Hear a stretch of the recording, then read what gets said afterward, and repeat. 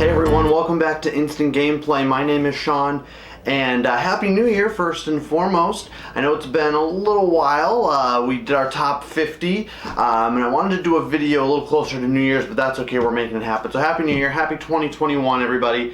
And today we are taking a look at a video series that I'm going to update every now and then. But first, this will be the first part of it, and that is just a collection update. So we're going to be looking at my board game collection and all the games I've acquired in the recent months. So this would be December and January. Now, granted, a lot of these were Christmas presents, you know, gift cards, went out and purchased stuff, that kind of thing. I think there's like 2 in here that I got in November, maybe? Maybe. Not sure. I think they're all December and January though. But for now, let's jump right into it. All right, the first game is a little card game, and it is Too Many Poops. It sounds really silly. It's kind of a stupid little game. It is a little card game all about cats, and you are trying to get other players to fill their litter box with 10 poops first, and you are trying to attract cats for set collection purposes to your house, and the other players are trying to send rival cats over there, creating more poops. It's a fun little game. It's got some player elimination. It's very reminiscent of Exploding Kittens, if you've ever played that with the player elimination.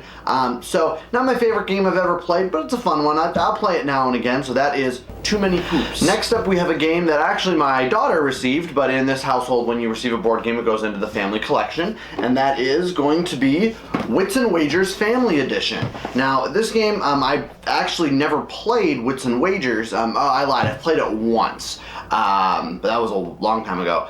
This version I've never played. I've heard about it. I know how to play. We're going to be playing this one very, very soon. But in this game, what you're trying to do is answer a question that has a quantity as a number. So, for example, the example they give on the back of the box is, what is the world record number of tennis balls a dog has held in its mouth?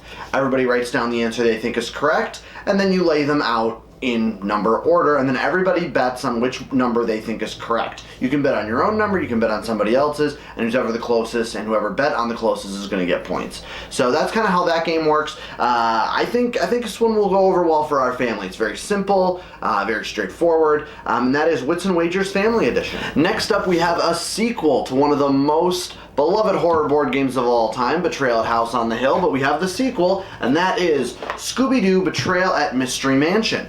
Now this game is very, very fun. I haven't played it yet. Hopefully we'll play it very, very soon.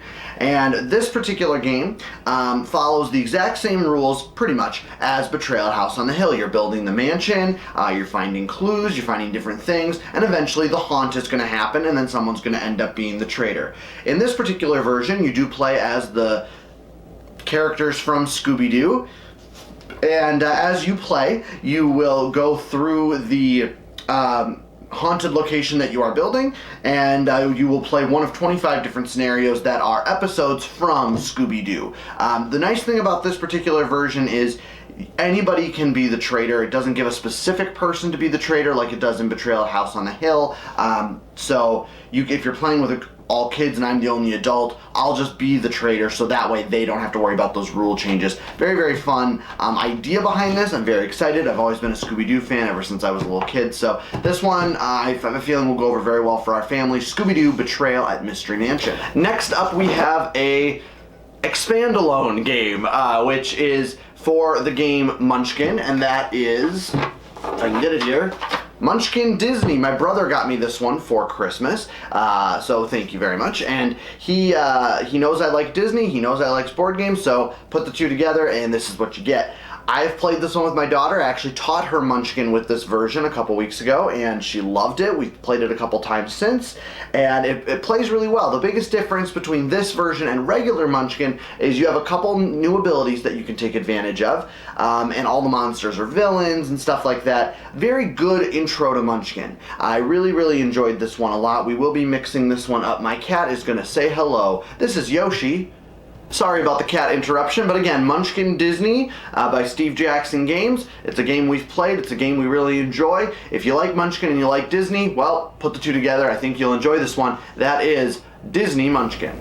Next up, we have another Disney game. This one is based on my all-time favorite Disney attraction, and that is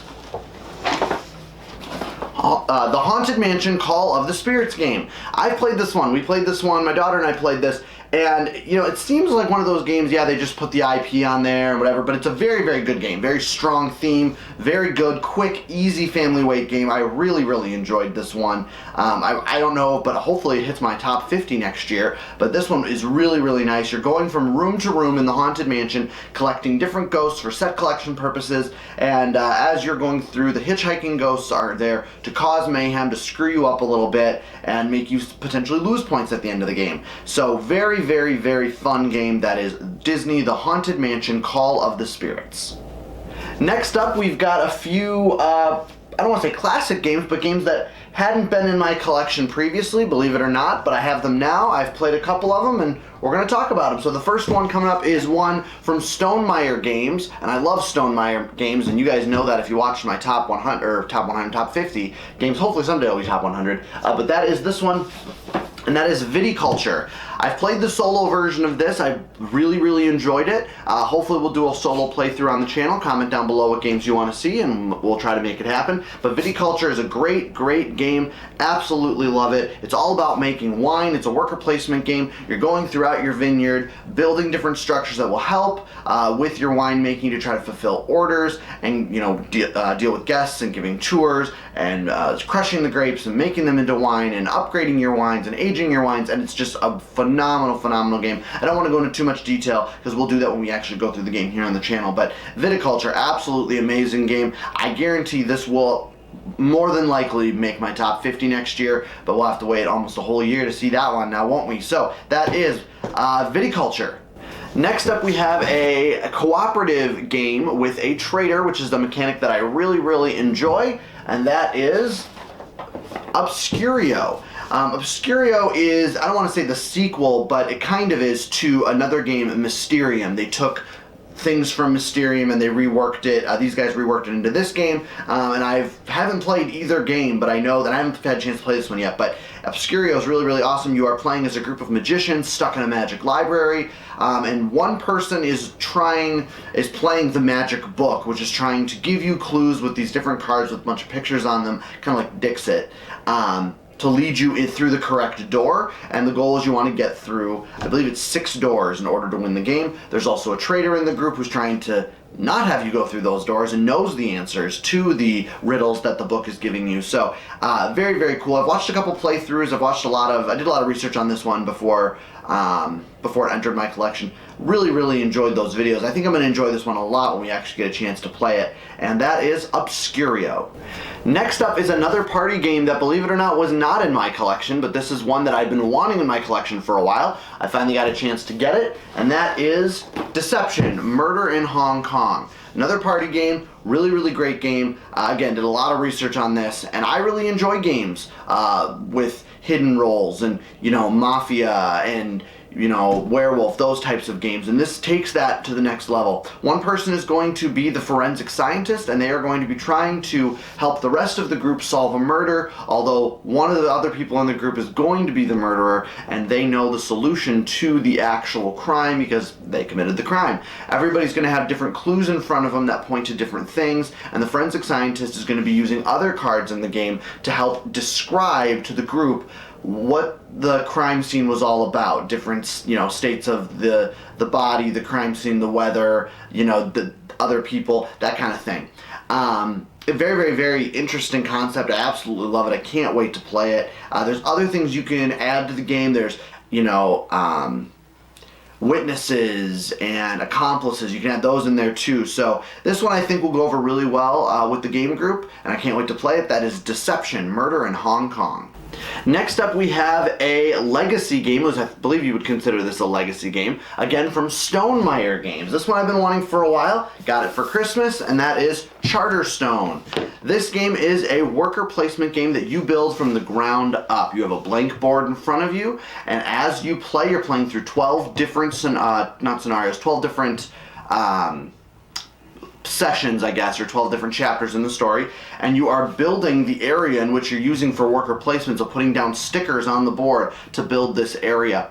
I haven't dived into it quite yet because there is a solo mode. I don't want to play it solo. I want to play it with somebody else, and I want to go through that full session before I do a full review on it, just so I can get a full feel for the game. I'm really excited though. After we do that though, I'll probably get the recharge pack and then maybe do a solo run through for you guys. We'll see how that works. Maybe I'll just do a co-op one back and forth, but because no one seems to do that, and I think it's because you literally kind of spoil the game as you do that, and I don't want to necessarily do that, but at the same time I want you guys to be able to see what the game is all about.